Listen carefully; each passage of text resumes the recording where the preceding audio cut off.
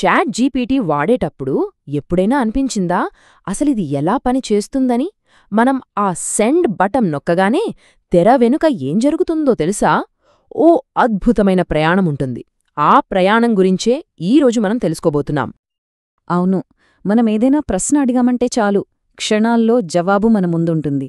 ఎంత స్మూత్గా ఉంటుందంటే అచ్చమేదో మాయలా అనిపిస్తోంది కదూ. మరి ఈ మ్యాజిక్ వెనుక ఉన్న టెక్నాలజీ ఏంటి? అదే అసలు పాయింట్. సరే, అయితే ఆ సెండ్ బటన్ వెనుక ఏం దాగుందో ఇప్పుడు విడమరిచి చూద్దాం. మనం పంపిన ఒక చిన్న మెసేజ్ అద్భుతమైన సమాధానంగా ఎలా మారిపోతుందో స్టెప్ బై స్టెప్ తెలుసుకుందాం రండి. రైట్, ముందుగా మొదటి భాగం. ఆ సెండ్ బటన్ వెనకాల అసలు కథ ఏంటో చూద్దాం. ఓకే, మనం పంపిన ప్రాంప్ట్ మన స్క్రీన్ మీద సమాధానంగా కనిపించడానికి మొత్తం 5 దశలు దాటాలి. అవేంటంటే సురక్షిత ప్రసారం, సందర్భ నిర్మాణం అండ్ టోకనైజేషన్, మోడల్ జనరేషన్, ఐచ్ఛిక తనిఖీలు, ఇంకా స్ట్రీమింగ్ ప్రతిస్పందన. సరే, ఇప్పుడు వీటిలో ఒక్కోదాని గురించి వివరంగా చూద్దాం. మొట్టమొదటిది సేఫ్టీ. ఇది చాలా ముఖ్యం. మనం పంపిన మెసేజు వెంటనే ఎంక్రిప్ట్ అయిపోతుంది. అంటే దాన్ని వేరేవాళ్లు చదవలేరన్నమాట. అలా ఎంక్రిప్ట్ అయి HTTPS అనే సురక్షితమైన దారిలో ఓపెన్ఏఐ సర్వర్లకు చేరుకుంటుంది. అక్కడ వాళ్ళు చెక్ చేస్తారు అసలిది కరెక్ట్ అకౌంట్ నుంచే వచ్చిందా లేదా అని. ఇక రెండో స్టెప్, ఇక్కడ మోడల్ కోసం కాంటెక్స్ట్ అంటే సందర్భాన్ని రెడీ చేస్తారు. ఇది ఎలా ఉంటుందంటే ఒక చెఫ్ వంట చేయడానికి ముందు కావలసిన సామాన్లన్నీ సిద్ధం చేసుకున్నట్టు. మన పాత చాట్ హిస్టరీ, సిస్టమ్కిచ్చిన కొన్ని ఇన్స్ట్రక్షన్స్, మనం అప్పుడే పంపిన లేటెస్ట్ మెసేజ్, వీటన్నిటినీ ఒకచోటకి తెస్తారు. ఇక్కడే టోకనైజేషన్ అని చాలా ఇంపార్టెంట్ ప్రాసెస్ జరుగుతుంది. సింపుల్గా చెప్పాలంటే మనం మాట్లాడే భాషని మెషీన్కి అర్థమయ్యే చిన్న చిన్న ముక్కలుగా, వాటినే టోకన్లు అంటారు, అలా విడగొడతారన్నమాట. ఎందుకంటే మోడల్ నేరుగా పదాలతో పనిచేయదు, ఈ టోకెన్లతోనే దాని పనంతా. ఒక ఉదాహరణ చూద్దాం. చాట్ జీపీటీ ఇస్ కూల్ అని టైప్ చేస్తే అది చాట్ జీపీటీ ఈజ్ కూల్ లాంటి టోకన్లుగా విడిపోతుంది. చూసారా, అచ్చం ఒక వాక్యాన్ని లేగో ఇటుకల్లాగా విడదీసినట్టు. ఇలా చేయడం వల్ల మోడల్కి దాన్ని ప్రాసెస్ చేయడం చాలా ఈజీ అవుతుంది. సరే, ఇప్పటిదాకా ప్రిపరేషన్ చూశాం.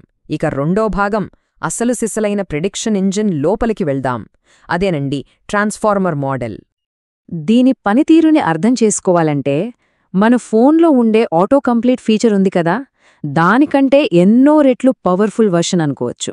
ఇది ఏం చేస్తుందంటే ఇచ్చిన టోకెన్ల ఆధారంగా ఆ తరువాత ఏ టోకెన్ వస్తే బాగుంటుందో ఊహిస్తుంది. అలా ఒక్కో టోకెన్ని ఊహిస్తూ మొత్తం సమాధానాన్ని నిర్మిస్తుంది. అయితే ఈ ప్రాసెస్లో 3 ముఖ్యమైన విషయాలున్నాయి. మొదటిది ఎంబెడ్డింగ్స్, అంటే టోకెన్ల అర్థాన్ని నంబర్లుగా మార్చటం. రెండోది పొజిషనల్ ఇన్ఫర్మేషన్, అంటే పదాలు ఏ ఆర్డర్లో ఉన్నాయో గుర్తుపెట్టుకోవడం. ఇక మూడోది సెల్ఫ్ అటెన్షన్. ఇది చాలా ముఖ్యం. వాక్యంలో ఏ పదాలు ఇంపార్టెంటో గుర్తించి సందర్భాన్ని పట్టుకుంటుంది. ఇక్కడ మనం ట్రైనింగ్కి, ఇన్ఫరెన్స్కి మధ్య తేడా తెలుసుకోవాలి. ట్రైనింగ్ అంటే మోడల్కి నేర్పించడం. దీనికి వేల కొద్దీ జీపీయూలు వాడితే వారాలు, నెలలు పడుతుంది. కానీ ఇన్ఫరెన్స్ అంటే మనం ప్రశ్న అడిగినప్పుడు అది జవాబివ్వడం. ఇది చూడండి, మిల్లీ సెకండ్లలో జరిగిపోతుంది. ఎంత తేడా ఉందో కదా. ఓకే, నెక్స్ట్ మూడో భాగం, అదే అవసరమైన సపోర్ట్ టీమ్, అంటే దీనికి హెల్ప్ చేసే అదనపు ఫీచర్లన్నమాట. ఈ ట్రాన్స్ఫార్మర్ మోడల్ ఒక్కటే పనిచేయదు, దానికి సపోర్టుగా కొన్ని సూపర్ ఫీచర్లుంటాయి. ఉదాహరణకి ఇంటర్నెట్లో వెతకడానికి టూల్ కాలింగ్ అనే ఫీచర్, అలాగే ప్రమాదకరమైన కంటెంట్ రాకుండా ఆపడానికి సేఫ్టీ గార్డ్ రీల్స్, ఇంకా మన పాత సంభాషణలు గుర్తుపెట్టుకుని జవాబుల్ని పర్సనలైజ్ చేయడానికి ఐచ్ఛిక మెమరీ. ఇవన్నీ కలిస్తేనే చాట్ జీపీటీ ఇంత పవర్ఫుల్గా పనిచేస్తుంది. అయితే అందరికీ వచ్చే ప్రశ్న, ఇంత ప్రాసెస్ జరిగినా ఇది ఇంత ఫాస్ట్గా ఎలా ఉంటుంది? దాని వెనక ఉన్న రహస్యాలేంటో 4వ భాగంలో చూద్దాం. లక్షల మంది ఒకేసారి వాడినా సిస్టమ్ క్రాష్ అవ్వకుండా ఉండటానికి బ్యాచింగ్ అనే టెక్నిక్ వాడతారు. అంటే ఒకేలాంటి రిక్వెస్టులన్నింటినీ ఒక గ్రూప్గా చేసి ఒక్కసారే ప్రాసెస్ చేస్తారు. ఇది అచ్చం ఒకే రూట్లో వెళ్లే వాళ్లందర్నీ ఒకే బస్లో ఎక్కించడం లాంటిది. దీనివల్ల సిస్టమ్ ఎఫిషియన్సీ బాగా పెరుగుతుంది. ఇక రెండోది క్యాషింగ్. దీన్ని సిస్టమ్ షార్ట్ టర్మ్ మెమరీ అనొచ్చు. మనం పెద్ద పెద్ద సంభాషణలు చేస్తున్నప్పుడు ప్రతిసారి మొదటి నుంచి లెక్కలు వేయకుండా ఇంతకుముందే లెక్కించిన భాగాలను మళ్ళీ వాడుకుంటుంది. దీనివల్ల టైము, డబ్బు రెండూ ఆదా అవుతాయి. ఇక ఫైనల్గా స్ట్రీమింగ్. మనకు ఆ టైపింగ్ ఎఫెక్ట్ కనిపిస్తుంది కదా, అది దీనివల్లే. మొత్తం సమాధానం రెడీ అయ్యేదాకా మనల్ని వెయిట్ చేయించకుండా తయారైనంతవరకు ముక్కలు ముక్కలుగా పంపిస్తూ ఉంటుంది. దీనివల్ల మనకు స్పీడ్గా అనిపిస్తుంది, సంభాషణ కూడా చాలా న్యాచురల్గా ఉంటుంది.